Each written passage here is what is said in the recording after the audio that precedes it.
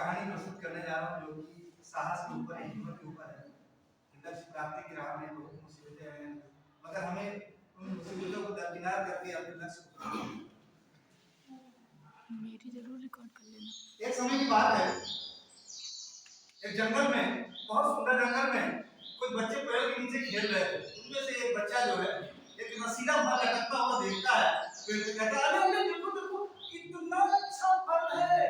अरे वाह बहुत अच्छा फल है, चलो चलो चलो तोड़ते हैं, चलो हम लोग तोड़ते हैं। और सब मिलके जो है तोड़ना शुरू कर दिए, मगर वो फल थोड़ा ज्यादा दूरी में लगा हुआ था, इसलिए कोई तोड़ नहीं पाया। थोड़ी दूरी पर एक बालक खड़ा था, उसने कहा तुम लोग निरंतर प्रयास कर रहे हो, तुम्हारे पास तीर कमान है, निकालो तीर मारो, देखो फल गिर जाएगा। तो फिर क्या था, सब लोगों ने तीर की बौछार शुरू कर दी, मगर फल नहीं गिरा। फिर उस लड़के ने अपने कमान में तीर चढ़ाई और एक ही तीर से उस फल को नीचे गिरा दिया। इसको देख के सारे बच्चे खुशी हो गए और टोली में उसकी धाक बन गई और वो लड़का उस टोली का नायक बन गया। और मैं आपको बता दूं, हमारी कहानी का नायक भी वही है जिसका नाम है एकलव्य। हस्तिनापुर से कुछ दूर पर एक जंगल हिरण्यधेनु नाम का एक व्यक्ति रहता है, जो कि उस कबीले का सरदार था, उसी का पुत्र था एकलव्य। एकलव्य दिन भर अपनी धनुर्विद्या पर निपुणता पाने के लिए निरंतर अभ्यास करता रहता था। कभी सूक्ष्म सूक्ष्म लक्ष्यों को जाकर तो साधने की कोशिश करता था, मगर उसे लगता था कि अब भी उसके अंदर कुछ निपुणता की कमी है। कभी उसे पता चलता है कि हस्तिनापुर में एक गुरु कुछ राजकुमारों को धनुर्विद्या की शिक्षा दे रहे हैं। उसकी लालसा इतनी जगी कि वो अगले ही दिन हस्तिनापुर पहुंच गया और देखा कि वहां जो है राजकुमारों को गुरु द्रोण शिक्षा दे रहे हैं। जाते ही उसने गुरु को नमस्कार किया, प्रणाम किया। उन्होंने कहा कि बताइए वत्स, क्या सेवा की जाए आपकी, आप किस प्रयोजन से यहाँ आए हैं? गुरु, मैं आपका शिष्य बनना चाहता हूँ, मैं भी आपकी तरह धनुर्विद्या सीखना चाहता हूँ इनकी तरह। मगर गुरु ने उनको इनकार कर दिया और निराश मन से उसने कहा मैं तो आपको गुरु मान चुका हूँ, और उनके चरण छुए और निराश मन से चल पड़ा वो जंगल की ओर। और जाकर एक साफ सुथरी जगह में उसने गुरु द्रोण की एक प्रतिमा बनाई और उनको देख कर के ध्यान मग्न करके साधना में लग गया। तीरंदाजी की तैयारियां करने लगा और कुछ ही दिन बीते थे कि उसी वन में फिर से वही राजकुमार और गुरु द्रोण आए हुए थे और जहां उसका आश्रम था वहां नदियां बह रही थी, बहुत सुंदर माहौल था।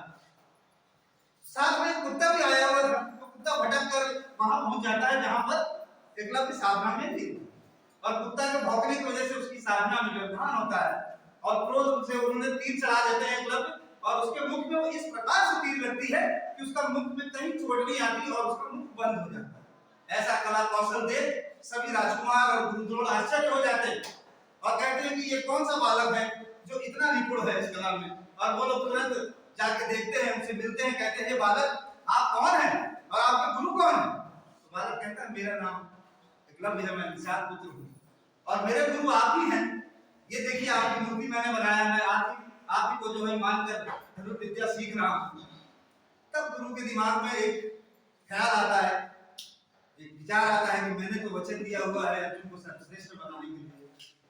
थोड़ी सी निष्ठा उसके मन में आती है, निष्ठुर बन जाते हैं और उनसे कहते हैं कि बेटा अगर तुमने मुझे गुरु माना है तो तुम्हें मुझे गुरु दक्षिणा भी देना पड़ेगा, और गुरु दक्षिणा के रूप में मैं आपसे दाएं हाथ का अंगूठा मांगूंगा। ऐसा सुनते ही पूरी प्रकृति का माहौल बदल जाता है और बादल गरजने लगते हैं। अंगूठा काट कर उनके चरणों में रख देता है और कहता है, गुरुदेव कहते हैं कि तुम्हारी गुरु निष्ठा इतिहास में याद रखी जाएगी, तुम्हारी गुरु भक्ति, तुम भी अर्जुन जैसे धनुर्धर कहलाओगे। मगर वो निराश क्रंदन करने लगता है, कहता है गुरुदेव बताइए क्या मेरी प्रतिभा श्रापित है, क्या मैं अर्जुन जैसा भाग्यशाली नहीं हूं?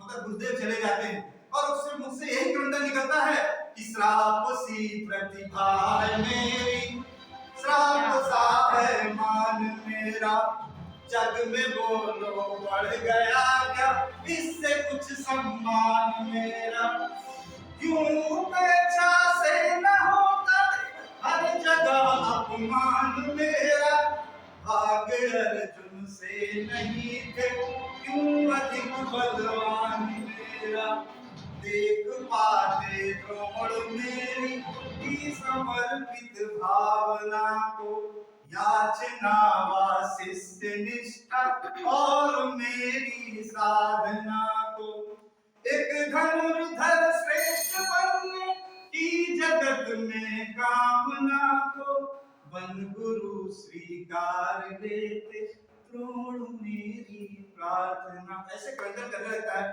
फिर उसके पिता आते हैं, कहते हैं कि बालक पुत्र रो नहीं, क्योंकि जो लक्ष्य प्राप्ति की मंजिल है वो कठिन जरूर होती है, लेकिन इन विफलताओं को दूर दरकिनार करते हुए तुम्हें लक्ष्य को पाना है।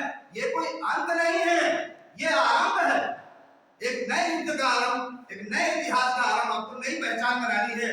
और मैं आपको बता दूं कि उसके बाद एकलव्य ने फिर से धनुर्विद्या में अपनी निपुणता हासिल की और अपनी तर्जनी और माध्यमिका वाली उंगलियों से ही उसने प्रैक्टिस करना शुरू किया। और आपको मैं बता दूं कि ओलंपिक में आज भी उसी हुनर को इस्तेमाल किया जा रहा है, उन्हीं दोनों उंगलियों से तीरंदाजी की जा रही है। ये इतिहास आज किसी पहचान के मोहताज नहीं है, तमाम शैक्षणिक संस्थान इन्हीं के नाम से चल रहे हैं। बहुत बहुत धन्यवाद।